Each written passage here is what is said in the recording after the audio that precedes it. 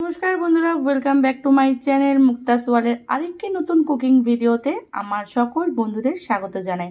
কেমন আছো সবাই? আশা করছি খুব ভালো আছো, আমিও কিন্তু ভালো আছি।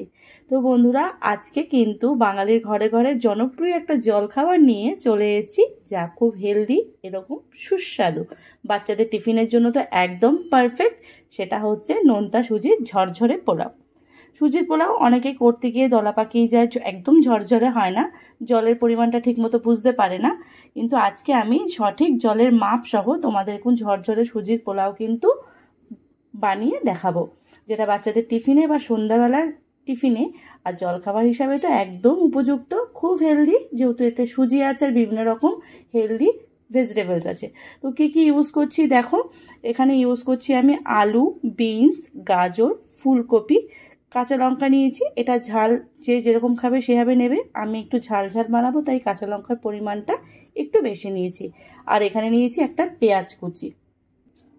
ফোড়নের জন্য ব্যবহার করব 3টে এলাচ, দারচিনি আর একটা শুকনো লঙ্কা আমি চিড়ে নিয়েছি। ব্যাস, এই দিয়ে খুব সুন্দর পারফেক্ট একদম সঠিক জলের পরিমাপ সহ কিভাবে জলটা ব্যবহার করব যাতে সুজির পোলাওটা একদম ঝরঝরে হবে, দেখতেও যেমন সুন্দর হবে, খেতে তো দারুণ হবে। তো চলো রেসিপিটা শুরু করা যাক। বন্ধুরা, এখানে আমি 2 কাপ পরিমাণে সুজি নিয়েছি, একদম ফ্রেশ প্যাকেটের সুজি। তো দেখো, এখানে আমি একটা ফ্রাইং প্যান গরম করে নিয়েছি, আর এখানে আমি সুজিগুলোকে কিন্তু একদম শুকনো খোলায় 5 মিনিট ভেজে নেব।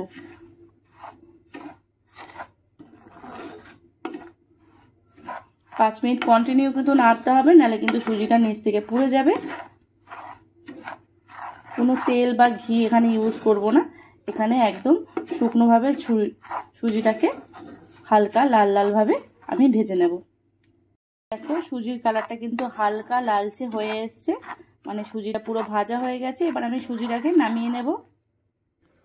তো দেখো, খুব সুন্দর সুজিটা ভাজা হয়েছে। আর তোমরা যদি বুঝতে না পারো, সুজি যত ভাজা হবে দেখবে একদম ঝরঝরে বালির মতো হওয়া শুরু হবে, আর একটা হালকা স্মেল বেরোবে খুব সুন্দর, তাহলে বুঝবে সুজিটা কিন্তু ভাজা হয়ে গেছে। এবার আমি সুজিটা এখানে ঠান্ডা হওয়ার জন্য রেখে দেব।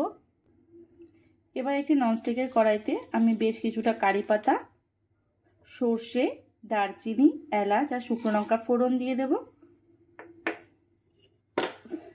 পুরো রান্নাটা কিন্তু মিডিয়াম ফ্লেমে হবে, একদম হাই ফ্লেম করা যাবে না। ফোড়নটা একটু ভাজা ভাজা হতে দেব। তো দেখো, ফোড়নটা কিন্তু ভাজা ভাজা হয়ে গেছে, খুব সুন্দর স্মেল বেরিয়েছে। এবার আমি এতে প্রথমে একটু পেঁয়াজ দিয়ে দেব।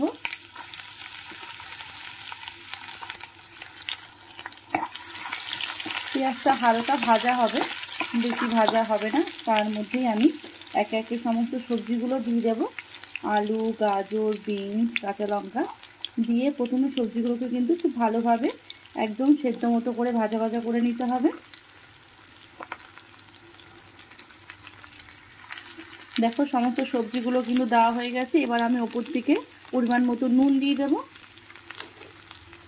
দিয়ে সবজিগুলোকে কিন্তু ভালো করে সেদ্ধ করে নেব, একদম ঢেকে ঢেকে রান্না করে, যাতে সবজিগুলো কাঁচা না থাকে। এখানে আমি আমার পছন্দ মতো সবজিগুলো ব্যবহার করেছি, তোমরা চাইলে তোমাদের মতো সবজি অ্যাড করতে পারো, আবার নাও দিতে পারো। এখানে মটরশুঁটি দেওয়া যেতে পারে, আমার কিন্তু মটরশুঁটি ঘরে নেই, তাই আমি মটরশুঁটিটা দিতে পারলাম না। এবার ভালো করে ভাজা ভাজা করে নিচ্ছি আমি সবজিগুলোকে। সবজিগুলো কিন্তু আমার খুব সুন্দরভাবে সেদ্ধ হয়ে গেছে এবং ভাজাও হয়ে গেছে। এবার আমি এর মধ্যে আগে থেকে ভেজে রাখা সুজিটা দিয়ে দেব।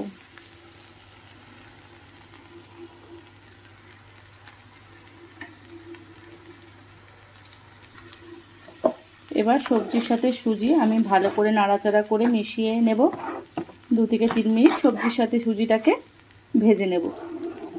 তারপর জলের ইউজটা তোমাদের দেখাচ্ছি, যে কতটা পরিমাণে জল দেব আর কতটা পরিমাণ জল দিলে সুজির পোলাওটা খুব সুন্দরভাবে ঝরঝরে হবে। আর পোলাও একটু ঝরঝরে না হলে কিন্তু দেখতেও ভালো লাগে না, খেতেও ভালো লাগে না। সে যারই পোলাও হোক, ডালিয়া হোক, চালের পোলাও হোক কিংবা সুজির। দেখো, 2 থেকে 3 মিনিট আমি সবজির সাথে কিন্তু সুজিটাকে খুব ভালোভাবে ভেজে নিয়েছি। এবার আমি যে কাপের পরিমাণে সুজি নিয়েছি সেই কাপ 2 কাপ সুজি নিয়েছি, আমি 2 কাপ পরিমাণের জল ইউজ করব। আর তোমরা যে বাটিতে বা যে পাত্রে সুজির যে মাপটা নেবে সেই মাপেই কিন্তু জল ইউজ করবে। আর জলটা কিন্তু একবারে ইউজ করবে না, অল্প অল্প করে দেবে। একবারে দিলে কিন্তু সুজিটা একদম দলা পাকিয়ে যাবে, ঝুরঝুরে হবে না। একটু একটু করে জল দেব আর নাড়াচাড়া করে আমি কিন্তু সুজির পোলাওটা তৈরি করব। তো জলের পরিমাণটা একটু ভালো করে বুঝে নাও তোমরা, যে পাত্রে বা যে পাত্রে বা যে কাপে সুজি নাও না কেন সেই কাপের পরিমাণে কিন্তু জলটা নেবে সমান সমান, বেশিও দেবে না কমও দেবে না। আর সবজিগুলো আগে থেকে একটু ভালো করে ঢেকে ঢেকে ভাজা করে নিলে কিন্তু পারফেক্ট সুজির পোলাও তোমরাও তৈরি করতে পারবে। তো দেখো জলটা দিয়েছি, জলটা কিন্তু টেনে গেছে। এবার আমি আবার একটু জল দেব।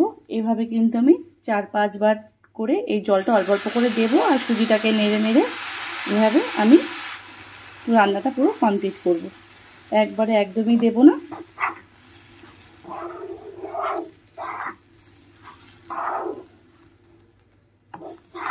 একটু একটু করে জল দেবো আর একটু একটু করে নাড়াচাড়া করব।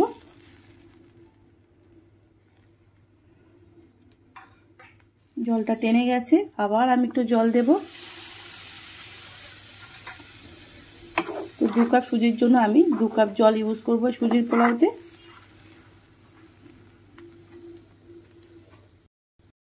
তো দেখো বন্ধুরা, সুজিটা কিন্তু দেখো পরিমাণে কতটা বেড়েছে আর সুজিটা কিন্তু একদম রেডি। আর দেখো কতটা ঝরঝরে হয়েছে। এবার আমি যেহেতু সবজিতে ভাজার সময় নুন দিয়েছিলাম, এবার আমি অল্প পরিমাণে নুন দেব শুধু সুজির টেস্টে। সবজিতে নুন পুরো সেদ্ধ করাই আছে। আর এখানে পরিমাণ মতো মিষ্টি দিয়ে দিলাম। এখানে আমি 1 চামচ পরিমাণ ছোট চামচের মিষ্টি দিয়েছি।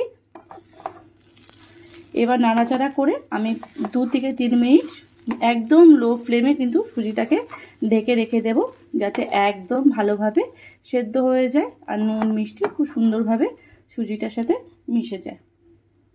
এবার আমি ঢাকা দিয়ে দেব একদম ঘড়ি দেখে দেখে 3 মিনিট।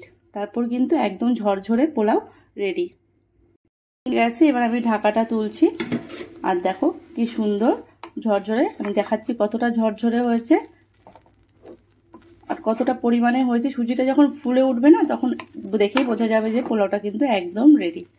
আর এখানে ফোড়নে অবশ্যই কারি পাতা সর্ষেটা দেওয়ার চেষ্টা করবে, তাহলে ফ্লেভারটা খুব সুন্দর আসে, খেতেও দুর্দান্ত হয়। তো চলো দেখো সুজির পোলাও। এরপর মুখে নিয়ে দেখতে পাবে যে সুজিগুলো কিন্তু দেখো নরম হয়ে গেছে, কিন্তু একদম ঝুরঝুরে। এবার সার্ভ করে নেওয়া যাক। দেখো কি সুন্দর, খুব তাড়াতাড়ি কিন্তু বাচ্চাদের টিফিন বলো বা বাড়ির সবার জলখাবারে কিন্তু এই সুজির পোলাও চটজলদি বানিয়ে নেওয়া যায়। আর খুবই হেলদি, অনেকক্ষণ পেট ভরা থাকবে বাচ্চাদের। আর সুজি তো বাচ্চাদের জন্য খুবই ভালো। সুজির একঘেয়ে সেই হালুয়া, কচুরি, খাস্তা, প্যানকেক বানিয়ে বাচ্চারা খেয়ে খেয়ে কিন্তু মুখে একঘেয়েমি থেকে বাঁচার জন্য একদিন এই সুজির পোলাও করে দেওয়া যেতেই পারে। তো বন্ধুরা, আজকে এই সুজির পোলাও রেসিপি তোমাদের কেমন লাগলো অবশ্যই কিন্তু আমাকে জানিও। আর ভালো লাগলে সে একটা লাইক, কমেন্ট, শেয়ার, সাবস্ক্রাইব করে দিও আমার চ্যানেলটাকে। কারণ আবারও কোনো নতুন রেসিপি নিয়ে চলে আসবো। আর তোমরা কিন্তু অবশ্যই একবার ট্রাই করো এইভাবে, জলের পরিমাপটা এইভাবে দিলে কিন্তু খুব সুন্দর পোলাও তোমরাও রেডি করতে পারবে। তো আজ আসি, কাল আবারও আসবো নতুন কোনো রেসিপি ব্লগ নিয়ে। টাটা।